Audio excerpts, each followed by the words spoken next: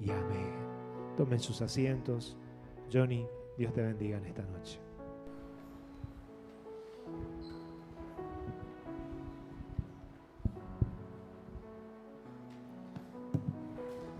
Buenas noches, hermanos. Les saludo a todos con la paz del Señor. Parece que si estuvieran prestando atención, ya tendríamos que hacer una oración y hacer el cierre nomás, porque el Señor estuvo predicándonos durante toda la noche.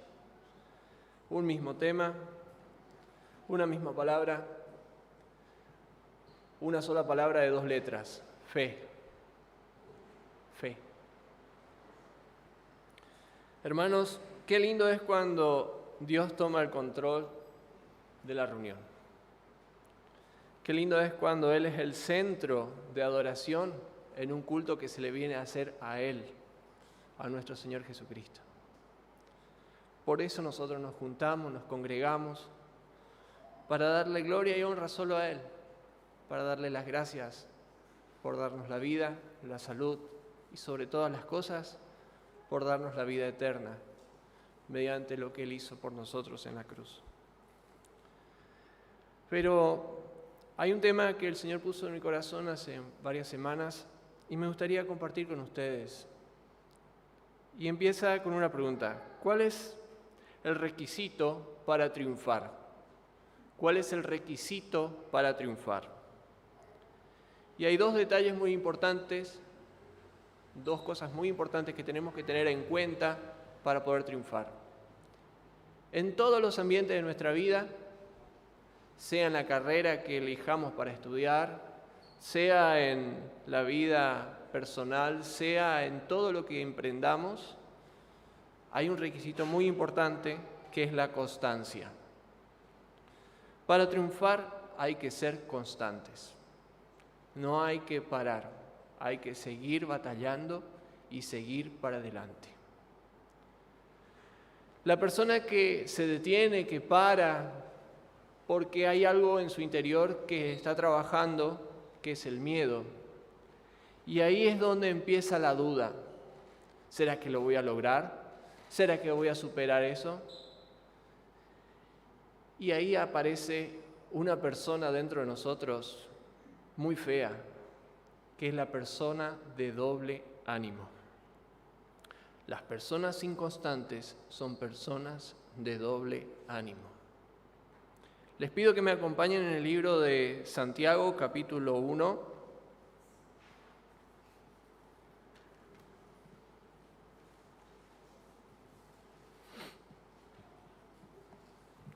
Santiago, capítulo 1, del verso 2 al 8, dice así: Hermanos míos, tened por sumo gozo cuando os halléis en diversas pruebas, sabiendo que la prueba de vuestra fe produce paciencia.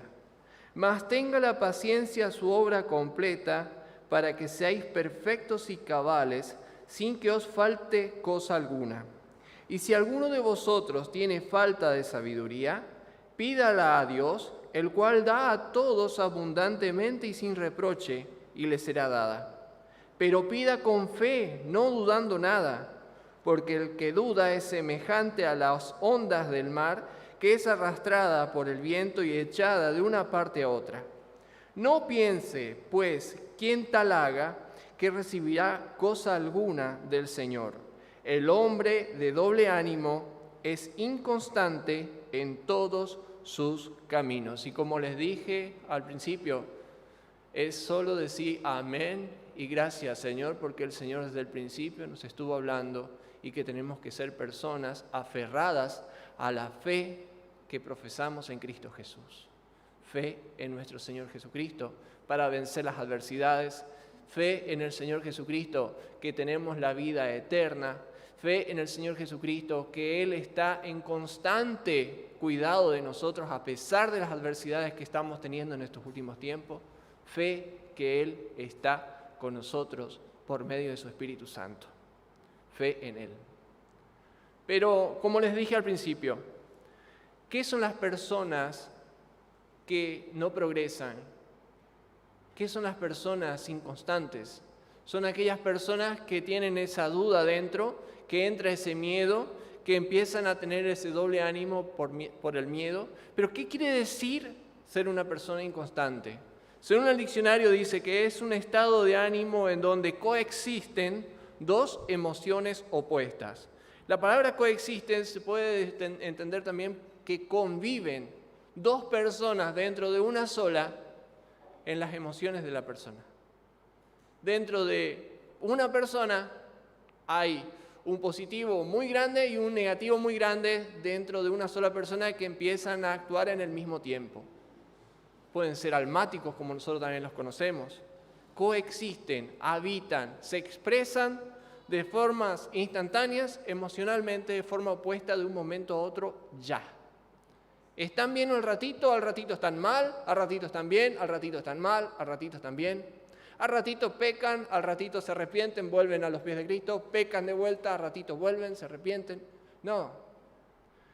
Me acuerdo Juan una vuelta en una de las prédicas que él nos había hablado, dijo, dejen de posponer y decídanse ya. Porque el hombre que pospone siempre está postergando y nunca va a los pies del Señor. Cuando el hombre diga basta, deja de ser una persona inconstante y empieza a seguir el ejemplo que el Señor nos dejó en su palabra. Empieza a corregir su vida, empieza a meditar en todo lo que vive y empieza a tener una vida constantemente mirando en el Señor Jesucristo. ¿Qué pasa en el cristiano? En la persona cristiana. ¿Cuándo un cristiano cae en el doble ánimo? Cuando empieza a descuidar la fe. El cristiano, cuando empieza a descuidar la fe, cae en esa burbuja del doble ánimo. Empieza a pensar mucho, le entra el miedo, la incertidumbre y empieza a dudar. ¿Será que existe Dios? Hasta llegan a decir. ¿Será que existe Dios con todo lo que está pasando en el mundo? Con tantas enfermedades, con tanto COVID, con tanta peste, con tantas guerras. Hermanos, Mateo capítulo 24 nos habla de todo lo que va a pasar en estos últimos tiempos. Y dentro de ese capítulo habla de pestes, rumores de guerra. El Señor mismo nos dijo que iba a pasar estas cosas. ¿Cómo el cristiano debe estar? Aferrado cada día más a los pies del Señor y tomado de su mano para poder estar firmes contra los vientos que vengan. Hebreos capítulo 12:1 dice que tenemos que despojarnos de todo peso del pecado que nos asedia. Nos tenemos que despojar de lo que nos quiere atar a la tierra, a lo que nos quiere atar a este mundo, desatarnos, despojarnos. Si hay algo que te está atando a este mundo, desátate de eso. Renuncia a eso. ¿Para qué? Para que cuando empieces a darle gloria y honra al Padre, sepas que el Señor te está mirando con ojos de amor. Pero si eres una persona inconstante, una persona de doble ánimo, el Señor no comparte su gloria. El Señor no te va a compartir con el mundo. El Señor te quiere tener entero solo para Él. Solo para Él. Por eso el Señor nos aconseja que tenemos que despojarnos de todo peso del pecado que cargamos en nuestro corazón, en nuestra vida. Renunciar a todas las cosas que nos atan al mundo. No estoy hablando de renunciar al trabajo, a la familia, a nuestros quehaceres. Estoy hablando de renunciar a todo aquello que nos aleja de la persona de Cristo. Si la borrachera te aleja de Cristo, renunciala.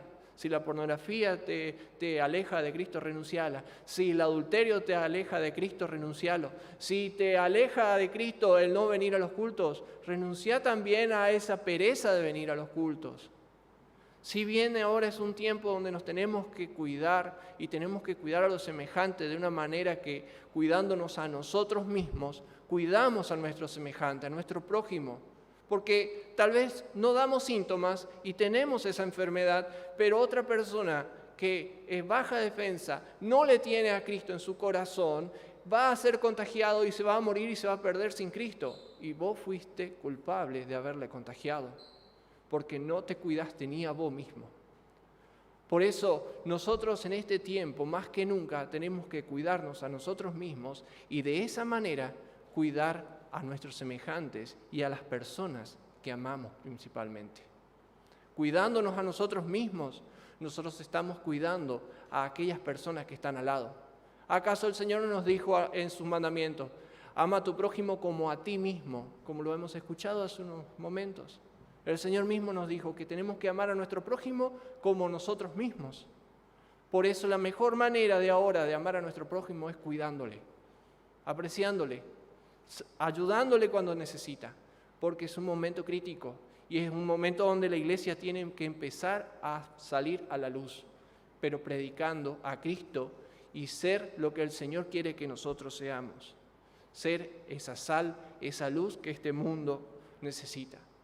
Vamos a estar en diversas pruebas como el apóstol nos está hablando, vamos a pasar por esas cosas, pero vamos a tener que aprender a tener paciencia. Y cuando aprendamos a tener paciencia, nuestra fe va a ser pulida como el oro. Y vamos a batallar y vamos a saber que el Señor siempre estuvo con nosotros y nunca nos ha dejado.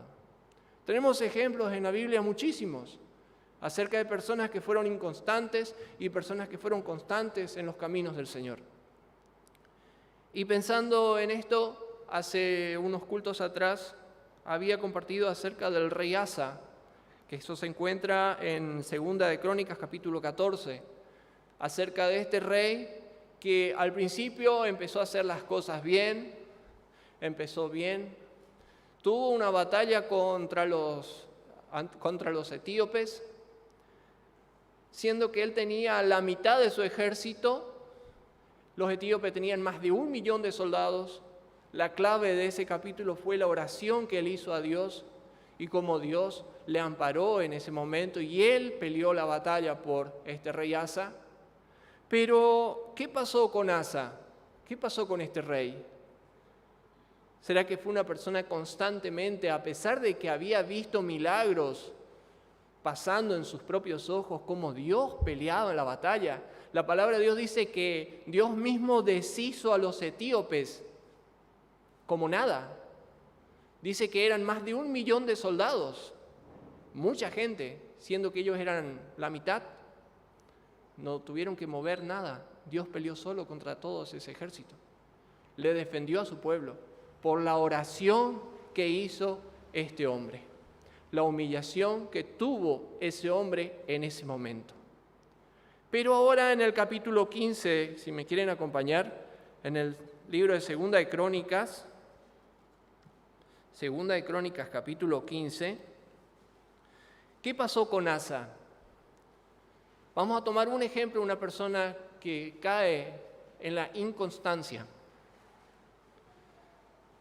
Pasaron 10 años, tenían paz en todo el reino, no pasaba nada. Dios los había cuidado, protegido. Ya estaba edificado todas las ciudades, los muros, ya estaban bien, no necesitaban más de nada. Estaban en paz. ¿Qué pasó? Empezó a entrar la pereza, empezó a entrar capaz la duda, el miedo, porque no pasaba nada, estábamos bien, ¿qué pasó? ¿Será que Dios se fue de nuestro lado? No sé, muchas cosas se le habrá pasado por la cabeza a este rey, las cuales llevó a un pueblo entero a inclinarse a la idolatría. Llegó al caso que empezaron de vuelta con todo lo que era estatuas y sacrificio a los ídolos y todas esas cosas que Dios aborrece. Y una de las cosas que más Dios aborrece es la idolatría. ¿Qué es la idolatría? Todo aquello que ocupa el primer lugar, el lugar que le corresponde a Dios en cada uno de nosotros, que es el primer lugar, nosotros ponemos otra cosa en ese lugar. Puede ser la idolatría hasta nuestra propia familia, puede ser idolatría en nuestro trabajo, puede ser idolatría en nuestro descanso, puede ser idolatría en nuestro estrés, puede ser idolatría, cualquier cosa. Puede tomar el lugar que le corresponde a Dios. Dios tiene que ser el primer lugar en nuestra vida y en todo nuestro diario vivir. Asa dejó ese primer lugar y dejó entrar en lugar de ese primer lugar cosas del mundo dentro del pueblo de Dios. Y vemos en toda la historia del pueblo de Dios en el Antiguo Testamento que Dios siempre le estuvo hablando por medio de sus profetas. Y en el versículo 2 del capítulo 15 de Segunda de Crónicas, Dios manda a su profeta y le dice: Jehová estará con vosotros si vosotros estuviereis con él, y si le buscareis, será hallado de vosotros. Mas si le dijereis, si le dejareis, él también os dejará. El profeta le estaba advirtiendo que ellos tenían que arrepentirse y volver a los pies del Señor, volver a ser el pueblo que ellos eran. Tenían que renunciar a toda la idolatría. El profeta le advirtió que iban a ser destruidos si ellos se alejaban de los caminos del Señor. Ya en el versículo más adelante, Él les hace entender, en el versículo 5, por ejemplo, qué es lo que había pasado con ellos por haber dejado los caminos del Señor, por ser inconstantes. En el versículo 5 dice: en aquellos tiempos no hubo paz ni para el que entraba ni para el que salía, sino muchas aflicciones sobre todos los habitantes de la tierra. Al ser una persona inconstante, salís de debajo de la cobertura del Señor, empezás a tener una persona de doble ánimo y el Señor no puede obrar contigo si tú estás con un pie en el mundo y un pie en la iglesia. No puede obrar con una persona que es inconstante. El Señor va a obrar en una persona que es constantemente humillada a los pies del Señor. Ahí el Señor obra. Pero si el Señor va a obrar en personas que son inconstantes, va a obrar con juicio. Y eso va a pasar en tiempos de tribulación, hermanos. Las personas inconstantes se van a quedar para esa tribulación, en donde va a haber juicio tras juicio derramado sobre toda esta tierra. ¿Y qué encontramos en este tiempo? En este tiempo encontramos el humanismo introduciéndose en las iglesias. ¿Qué hace el humanismo? Cambia la doctrina sana, que es la palabra de Dios, por costumbres, por dichos, por qué dirán, por comodidades, por religiosidad. Cambian lo que está escrito, la sana palabra, por todas esas cosas y desplazan la palabra de Dios afuera, trayendo el humanismo dentro de las iglesias. Eso es idolatría. Y estas personas, millares y millares, se van a quedar en época de tribulación para juicio. Dios no permita que a nosotros nos toque esto. Por eso, hermanos, en estos tiempos, más que nunca, tenemos que aferrarnos más que nunca a la palabra de Dios y no descuidar la fe. El apóstol Pablo nos dijo que tenemos que seguir batallando esta batalla de la fe. No es pelear contra tu hermano, batallar. Es apoyar a tu hermano, y si tu hermano está débil, agarrarle de la mano y sostenerlo. ¿Para qué? Para que juntos demos la gloria a Dios y juntos disfrutemos de la vida eterna. Esa es la batalla de la fe. Esa es la batalla de la fe que el apóstol Pablo nos hablaba. Unidos como un cuerpo, el cuerpo del Señor, como iglesia, batallar juntos, pero no entre nosotros, sino contra el pecado batallar. ¿Para qué? Para que muchos que están allá afuera vean cuál es el remedio al pecado. Porque ¿qué es el pecado? La palabra de Dios nos dice que el pecado, la paga del pecado es muerte. La paga del pecado es muerte. Y nosotros tenemos el remedio para eso, que es la palabra de Dios. Y una iglesia unida en un mismo espíritu, en un mismo cuerpo, tienen el remedio perfecto contra esa peste, contra esa pandemia que es el pecado que está arrasando por todo el mundo y enfriando a muchas iglesias, trayendo el humanismo dentro de las iglesias, así como pasó en el pasado, así como pasó en tiempos antiguos, donde el pueblo se empezó a enfriar, empezó a entrar la idolatría dentro de una nación entera, dentro de una nación entera. La palabra de Dios nos dice en el versículo 8 qué es lo que pasó con Asa cuando oyó la palabra del profeta que le estaba diciendo. Cuando oyó Asa la palabra, las palabras y la profecía del profeta Azarías, hijo de Obed, cobró ánimo, quitó los ídolos abominables de toda la tierra de Judá y de Benjamín y de las ciudades en que él había tomado en las partes montañosas de Efraín, y reparó el altar de Jehová que estaba delante de los pórticos de Jehová. 3 cosas muy importantes hizo esta persona que cualquier cristiano puede tener el remedio cuando está pasando por un doble ánimo, cuando está pasando por una inconstancia, cuando empieza a tener miedo. Cobre ánimo, no tenga miedo, cobre ánimo. El Señor está con nosotros en este tiempo, el Espíritu Santo está con nosotros, no estamos solos. Cobre ánimo, así como lo hizo este rey en ese momento. Fue inconstante en su tiempo, pecó porque dudó, porque tuvo miedo, se desvió, empezó la idolatría dentro. No baje los brazos, hermano. Mientras que usted respira hay oportunidad, pero mientras que usted respira, cada vez que usted hace algo, sepa bien que hay un Dios que lo ve todo. Y si usted es una persona inconstante, que está un tiempo en el pecado y un poco en la vida santa, el Señor no quiere eso. El Señor te quiere íntegro, constantemente con Él, no a medias. Él te quiere ver entero solo para Él. Lo primero que hizo Asa, cobró ánimo.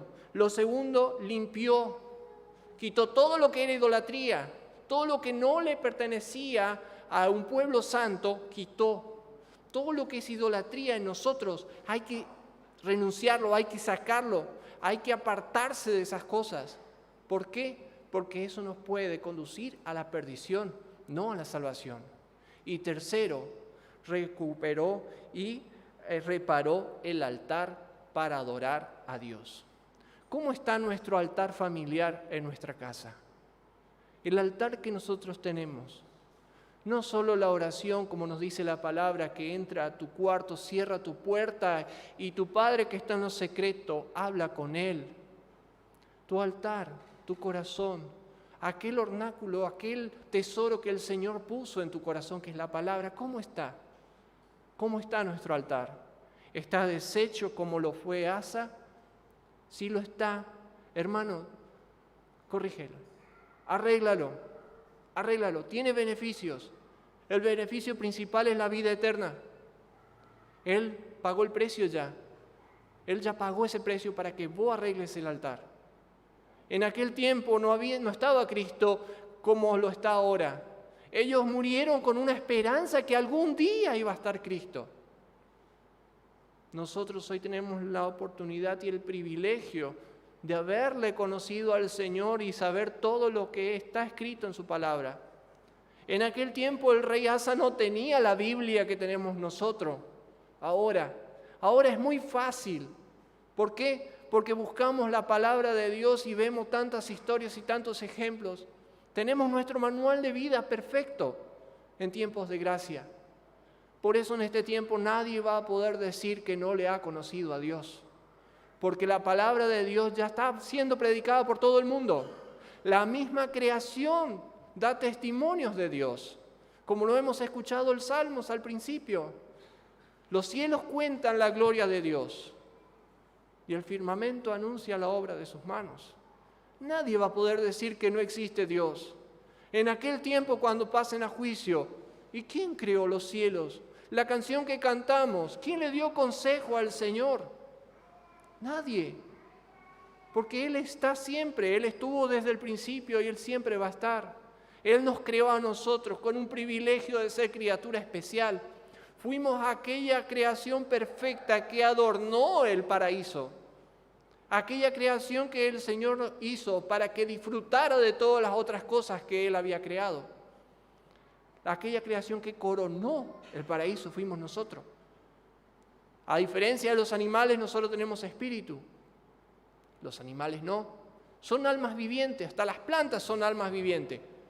Pero nosotros tenemos espíritu y Dios, que es espíritu, habla a nuestro espíritu y nos da vida. Pero en aquellas personas que son constantes. Las personas de doble ánimo no pueden tener esto. Porque Dios no puede habitar dentro de una casa dividida. Dios habita dentro de un templo sólido y unánime. Ahí es donde Dios actúa. Donde Dios actúa tiene que haber limpieza. Donde Dios actúa tiene que haber honestidad. Donde Dios actúa tiene que haber sumisión a su perfecta voluntad. Vemos lo que pasó después que este rey se humilló. Juntó a todo el pueblo y convocaron un arrepentimiento masivo en todas las ciudades. y se convirtieron al Señor. Hicieron todo lo que el Señor les había dicho, que observaran la ley que estaba escrita en su palabra para que la cumplieran, no solamente para que la tengan de adorno. Muchas veces nosotros tenemos la Biblia como de adorno. Voy a poner en el placar porque es linda, porque tiene linda figura, lindos colores. Úsela, hermano, gaste la tapa, ráyela, márquela, medite en ella, escudriñela. Siempre hablamos de los proverbios. Los proverbios son libros devocionales, son 31 capítulos. Lea un capítulo por día, durante todos los días, durante el mes. En el año entero va a leer 12 veces el libro de Proverbios. Proverbios habla de la sabiduría de Dios, el temor de Dios, el temor que nosotros tenemos que tener a Dios. Habla de los principios básicos del cristiano. Nos muestra cómo debe ser la persona íntegra todo el tiempo, las capacidades que tiene un cristiano. El proverbio nos habla tan clarito diciéndonos cuál es la consecuencia del pecado, cuál es la consecuencia de la necedad, cuál es la consecuencia de la sumisión a Dios. La vida eterna, la sumisión a Dios. Qué lindo, hermanos, vivir eternamente, no 80 años, 70 años como está escrito en el libro de los Salmos, pero vivir eternamente, hermanos, se imagina por la eternidad con un cuerpo incorruptible como el del Señor. Vivir con el Señor toda la vida, estar eternamente con el Creador que hizo los cielos y la tierra, con aquel que hizo aquellas plantas grandísimas en el principio, con aquellos que hizo los monstruos marinos, con aquel que creó los mares, vivir eternamente. ¿Se imagina lo grande que es, hermano? Las personas que no creen en esto, las personas que no creen en la palabra de Dios ya están mezclando las cosas porque piensan en el humanismo, piensan en la evolución y piensan en cualquier cosa. ¿Qué pasó con un pueblo humillado que se arrepintió? Tuvieron alrededor de 30 años de paz, 35 años de paz. 35 años sin guerra, porque se humillaron y reconocieron que estaban haciendo mal. Eso lo encontramos en el mismo capítulo de Crónicas, en el versículo 19. Y no hubo más guerra hasta los 35 años del reinado de Asa. Ya en el capítulo 16 veremos otra historia. Porque Asa fue un hombre inconstante. Léalo en su casa, otro día vamos a compartirlo. Pero hermanos, el punto más importante ahora es que nosotros no caigamos en ese doble ánimo. No caigamos en esa inconstancia. ¿Por qué? Porque una vez que caemos en esa forma de ser, es difícil salir de eso, hermanos. Porque entra el miedo, entra la vergüenza, entra el pavor, entra todo lo peor que el mundo está para alejarte de los caminos del Señor. Pero no hay que tener miedo a las personas que le tienen al Señor, no hay que tener miedo. A las personas que le tienen al Señor, esas personas siempre van a estar triunfantes, siempre van a estar firmes, a pesar de que los vientos sean fuertes, ellos siempre van a estar firmes porque el Señor siempre va a estar con nosotros. Hay un pequeño detalle para todo cristiano que debe cumplirlo. Eso lo encontramos en Santiago capítulo 4, verso 8. Acercaos a Dios y Él se acercará a vosotros. Pecadores, limpiad las manos y vosotros los de doble ánimo, purificad vuestros corazones. Vosotros los de doble ánimo, purificad vuestros corazones. ¿Qué nos está hablando el apóstol Santiago? Que tenemos que empezar a limpiarnos desde adentro para afuera. Si nosotros tenemos un corazón compartido con el mundo, por eso les dije al principio, renuncien a esas cosas, porque no podemos darle gloria y honra a nuestro Dios con un corazón dividido. Una iglesia dividida no puede darle gloria y honra a Dios, porque el Señor no va a recibir la adoración de un pueblo dividido. El Señor va a recibir la adoración, va a ser un perfume agradable a los pies del Señor cuando hay un corazón humillado y rendido a sus pies. Esa adoración recibe el Señor. ¿Y quiénes son iglesias Cada uno de nosotros somos templo y morada del Espíritu Santo.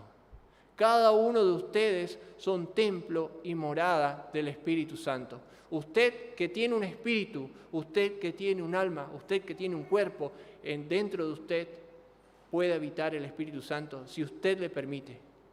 Pero aquellas personas que tienen doble ánimo tienen que limpiar su corazón, tienen que limpiar todo lo que está dentro de su alma, porque el Señor no puede obrar en él. Concluyendo, ¿qué debemos hacer nosotros en este tiempo? En síntesis, aferrarnos a la palabra de Dios todos los días de nuestra vida. ¿Cómo el cristiano cae en el doble ánimo? Teniendo dudas, teniendo temores, teniendo miedos, dudando de Dios, empieza a tener un doble ánimo. Y el Señor a nosotros nos dice que tenemos que limpiar nuestros corazones. Hebreos capítulo 11 nos dice: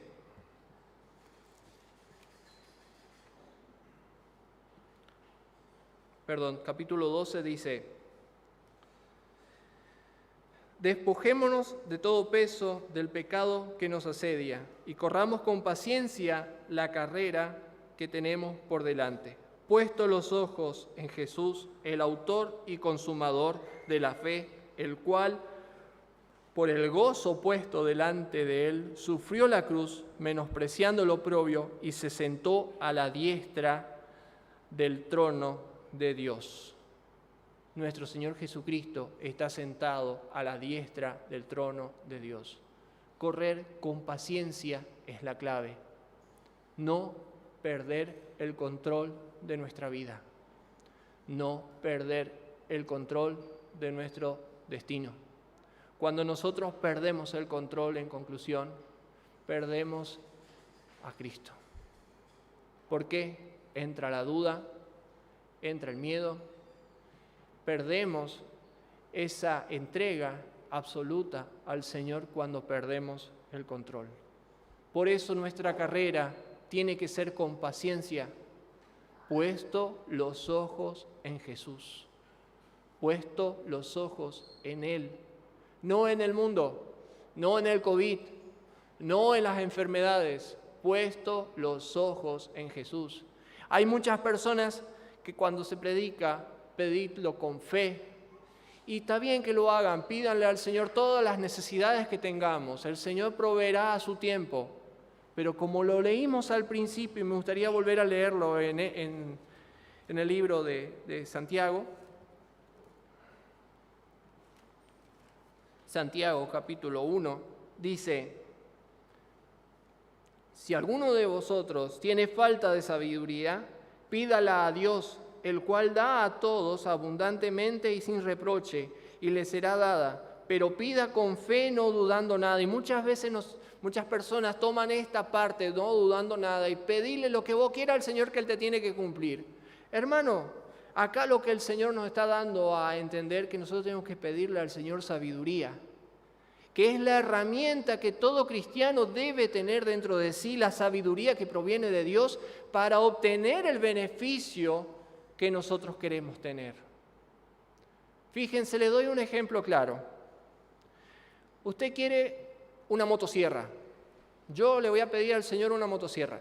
Yo quiero tener una motosierra. Aparece un hermano, me trae una motosierra. Listo. Yo ya tengo la motosierra. El Señor me bendijo con una motosierra. Le pedí y me dio. Ahora, ¿cómo uso la motosierra? No sé. Le voy a agarrar de la espada y le voy a estirar un piolazo y me voy a cortar. Porque no sé cómo se usa, no sé cómo se utiliza una motosierra. El Señor es ordenado en todas las cosas que Él hizo, hasta en nosotros Él es ordenado. Él creó el mundo, nos creó a nosotros, creó el paraíso y nos puso dentro del paraíso. Él es ordenado desde el principio. Primero hizo la casa y después puso a su Hijo dentro de la casa. Es importante entender al Señor como Él actúa con nosotros. Por eso Él nos dice a nosotros, pidiendo con fe sabiduría. ¿Para qué? para que de esta manera podamos tomar las decisiones correctas, cabales, como nos dice la palabra de Dios, cabales, y disfrutar de todo lo que el Señor tiene preparado para nosotros. Pero acá entra en juego la fe. ¿Y qué es la fe? Vayamos al libro, ahora sí, al libro de Hebreos, capítulo 11, dice: es pues la fe, la certeza de lo que se espera, la convicción de lo que no se ve.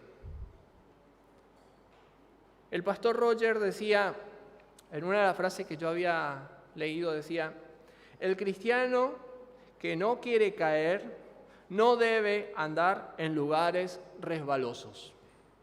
El cristiano que no quiere caer no debe andar en lugares resbalosos.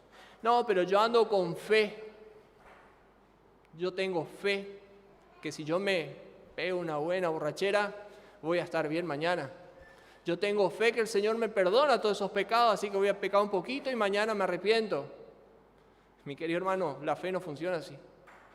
La fe, ¿qué dice? La certeza de lo que se espera. ¿A quién usted espera? ¿La redención en este mundo? ¿Que el mundo le ampare como su casa? No, la certeza de lo que se espera, se le espera a Cristo. ¿Qué es lo que espera un cristiano? Espera la redención de nuestro Señor Jesucristo cuando nos venga a buscar. ¿O no? Nosotros esperamos a nuestro Señor Jesucristo todos los días de nuestra vida. Nos ponemos a pensar, estamos en nuestro trabajo, en cualquier momento el Señor viene, ¡pam!, desaparece la ropa, queda todo tirada ahí nomás y nosotros desaparecimos, nos fuimos con el Señor. En un abrir y cerrar de ojos, la iglesia desaparecerá de esta tierra. Seremos arrebatados, nos dice la palabra. En un abrir y cerrar de ojos desaparecerá la iglesia. Esa es la certeza de lo que se espera, es la fe de todo cristiano, la certeza que se espera a nuestro Señor Jesucristo, la convicción de lo que no se ve. ¿Usted le ve al Espíritu Santo? ¿Usted le ve? ¿Usted vio alguna vez a Dios? La palabra de Dios nos dice que nadie jamás ha visto a Dios. Nadie, porque Dios es espíritu. Y si Él es espíritu, Él está en todas partes al mismo tiempo, Él no está sujeto a un tiempo y espacio. La palabra nos dice, convicción de lo que no se ve. ¿Usted está convencido, usted tiene esa convicción de que Dios le ama? ¿De que Dios está con usted? La palabra de Dios nos dice, si ustedes amaron al Hijo, a Cristo, Dios le ama a usted. Y si Dios le ama a usted, su Espíritu Santo está en usted y con usted todos los días hasta el fin de los tiempos.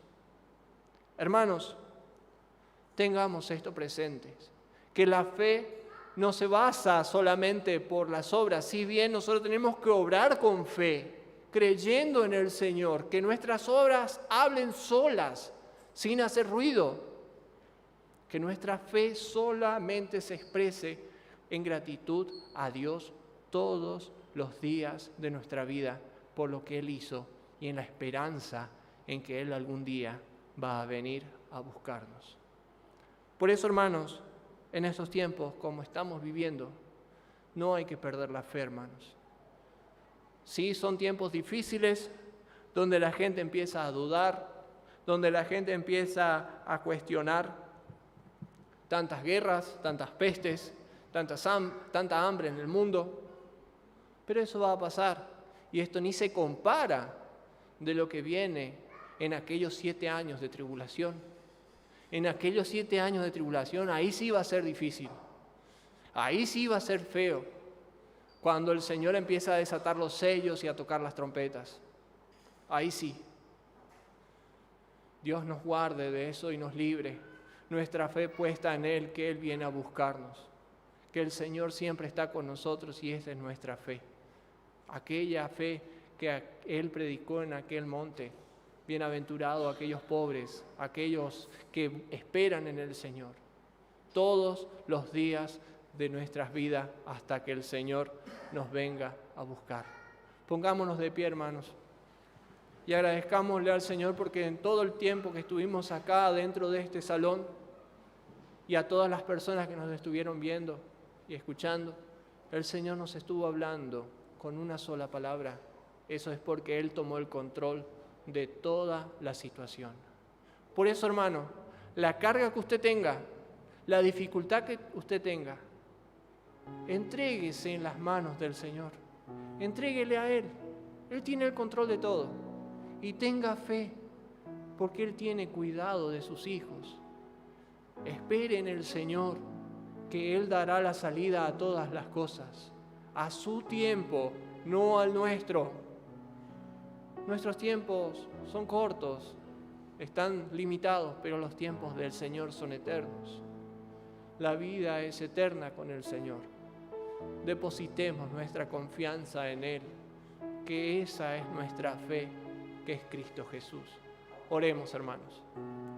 Padre amado que estás en los cielos, te damos gracias, mi Señor, de forma muy especial, porque estás con nosotros todo el tiempo, mi Señor. Tenemos esta fe que tú estás, Señor. Sabemos que tú estás con nosotros a pesar de las adversidades, a pesar de los problemas, las enfermedades. También vemos, Señor, que esto es simplemente un preludio a lo que va a pasar en tiempo de tribulación. Mi Señor, nuestra fe pues está puesta en ti, mi Señor. Sabemos que tú tienes el control de todas las cosas, que todo pasa si no es tu voluntad. Por eso, Padre, te queremos pedir de forma especial, fortalécenos, Señor, de tu sabiduría.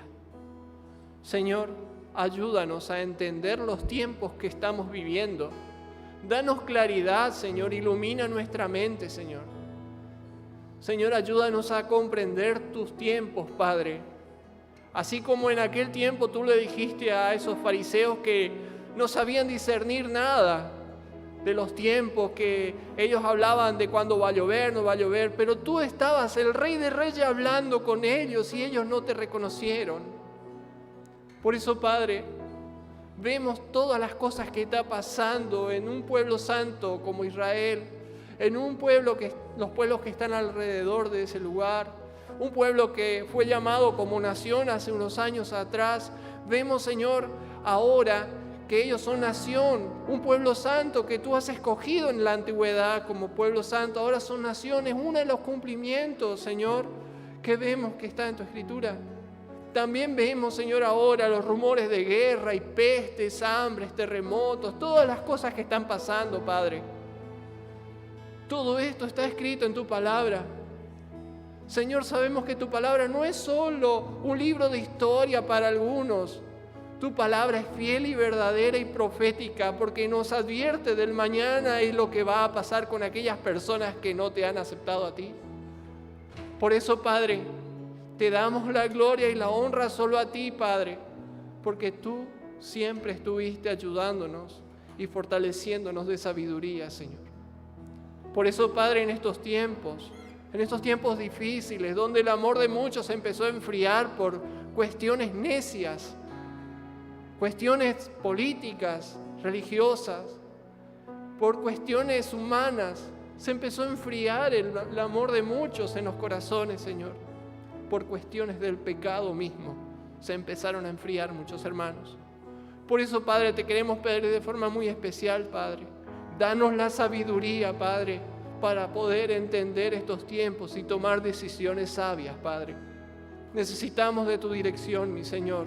Necesitamos más que nunca que tu Espíritu Santo esté obrando y dándonos iluminación en nuestra mente para poder entender perfectamente tu perfecta voluntad, Padre. Por eso, Padre Santo, te entregamos esta petición de forma especial en tus manos, Señor, para que tú nos ayudes a comprender.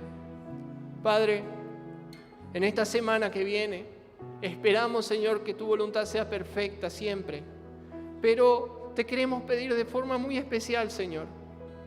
Tú sabes el amor que tenemos por nuestros hermanos de Posada, Padre, por el profe Elías principalmente, Señor. Tú conoces el amor que le sentimos, Señor, el aprecio. Pero, Señor, si es tu voluntad, por supuesto, Señor, tócalo con tu mano, Señor. Sánalo, Padre. Te rogamos, Señor, de forma especial. Le amamos, Señor, y le queremos tener muchos años con nosotros también, porque vemos que es un instrumento tuyo útil en tus manos, Padre, y que nos habla tantas cosas lindas que tú lo revelas a su corazón. Por eso, Padre, como iglesia, como congregación, te pedimos de forma muy especial por todos nuestros hermanos que están pasando por esta situación, por los padres de muchos de nuestros hermanos que están pasando, por el papá de Marisa, Señor. Por favor, Padre, obra tú en ellos, Señor. Pero, Señor, que se haga tu voluntad antes que la nuestra. Eso es lo que te pedimos, Padre. Te entregamos esto en tus manos, Padre, para que tú siempre tengas la última palabra, mi Señor. En el nombre de tu Hijo amado Jesús te lo pedimos, mi Señor. Amén.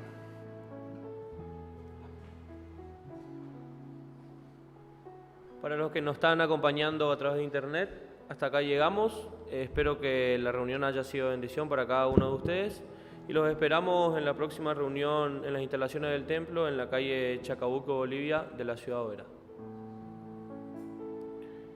Y antes de concluir con una canción y recoger las ofrendas, los anuncios